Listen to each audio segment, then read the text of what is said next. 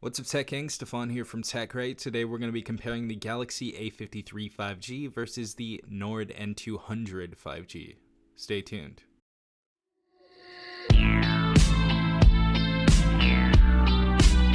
Alright everyone, hopefully you guys are safe out there. Hopefully everyone is doing well. So we have the Nord N200 5G on the right side. This is from OnePlus. Honestly, really enjoyed this phone. I really enjoyed this phone. Seeing that this has only 4 gigabytes of RAM in it and it has a Snapdragon 480. Obviously it's going to be a little bit of a lower spec phone than the Galaxy A53. But honestly, really enjoyed the N200 5G. I feel like the experience with this device as far as like performance and stuff was really good, and it's definitely what I needed in the price range. And I think anybody who got this phone was pretty much happy with this device. It has a lot of good stuff in here, including like NFC and a higher refresh rate display. But we're gonna get into this. So we're gonna be starting off with the display. Display obviously is a big thing with both of these brands right here. Honestly, I don't see a difference as far as like just looking at this in person. I think they both look really beautiful. Obviously, in different instances, there is going to be a difference, but I feel like most people aren't gonna be able to tell at all. But first and foremost, the size of these displays are both 6.5 inches, so they tied right there, and they're both 2400 by 1080p.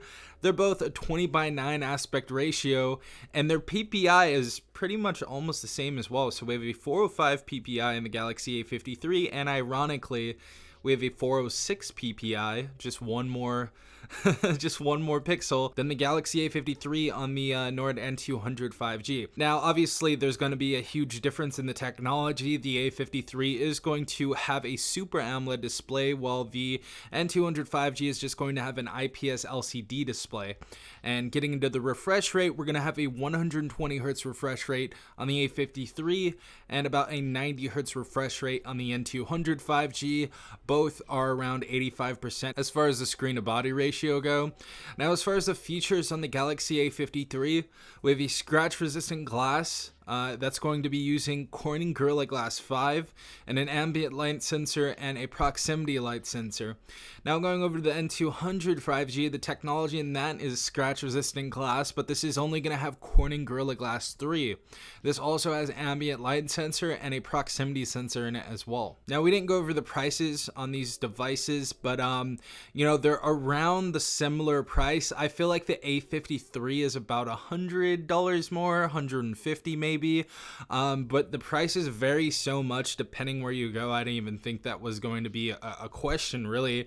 As far as like unlocked variants, the A53 is probably going to be about $100 more, I'd say. Getting into the hardware of these devices, the Galaxy A53 is going to have an Exynos 1280 compared to the Qualcomm Snapdragon 485G. So the N200 is going to have a weaker chipset, obviously, than the Exynos 1280, but I feel like it performed well for the price tag. Both devices are octa-core. As for our GPU on the N200 5G, we have an Adreno 619. And getting into the RAM finally on both these devices, the A53 has 6 gigs of RAM and the N200 5G has only 4 gigabytes of RAM.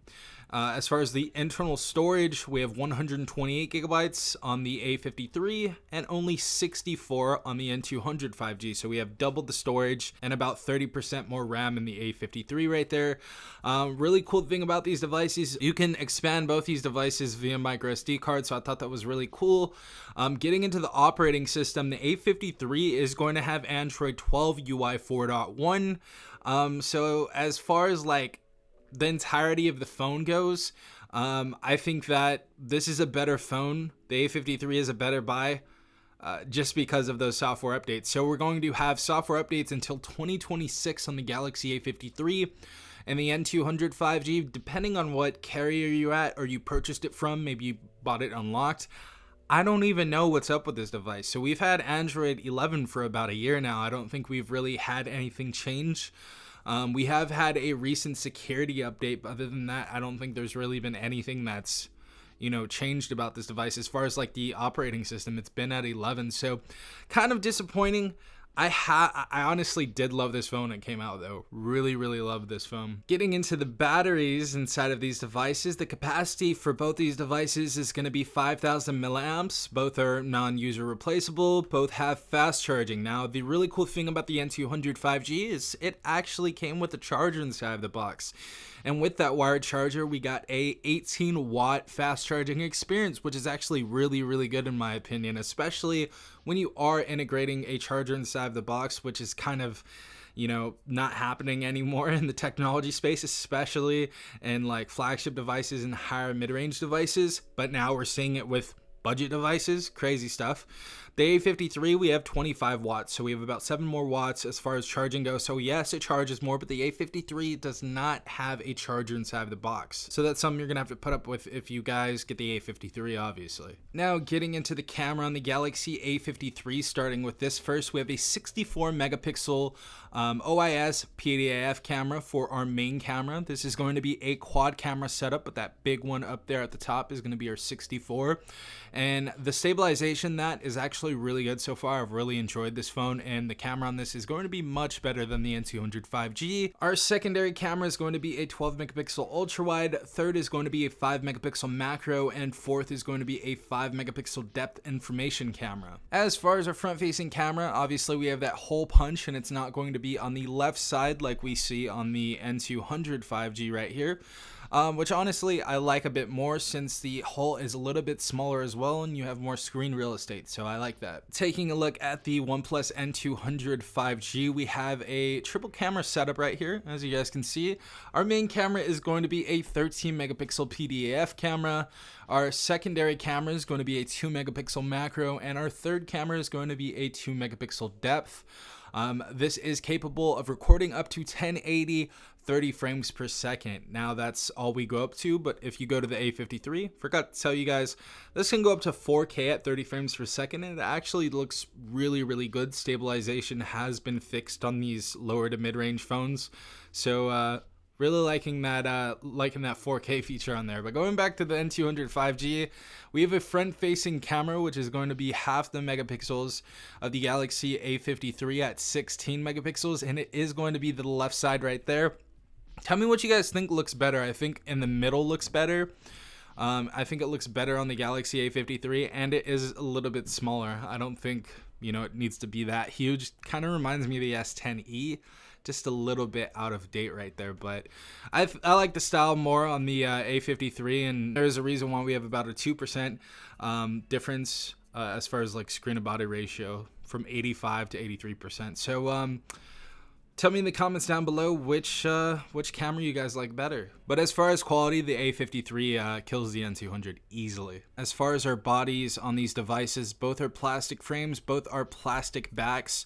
However, I do like the color of the N200 5G a little bit better than this black on the Galaxy A53. I know I'd probably like the blue a little bit more than this blue, but I think both devices, up to you as far as design, they both feel great.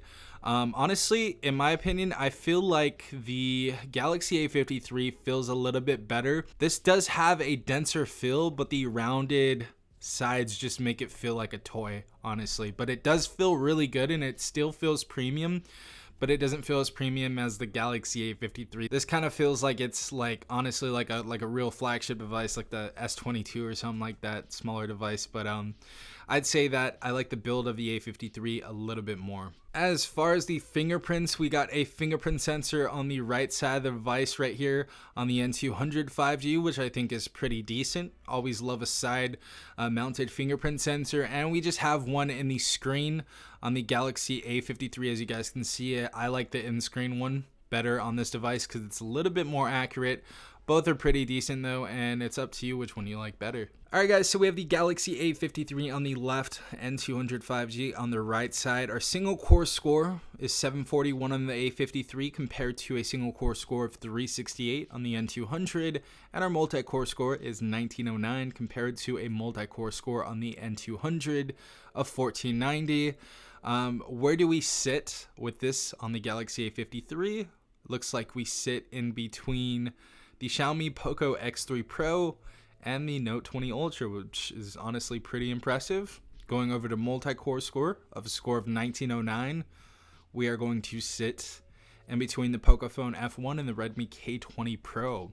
Now going over to the N200 5G, I'm not sure if this beats anything, but let's check it out. So it does. We are in between the Redmi Note 7 and the Pocophone F1. As far as our multi-core score, we got a score of 1490, which I think is actually pretty decent, and still in between the Redmi Note 7 and the Note 8 Pro.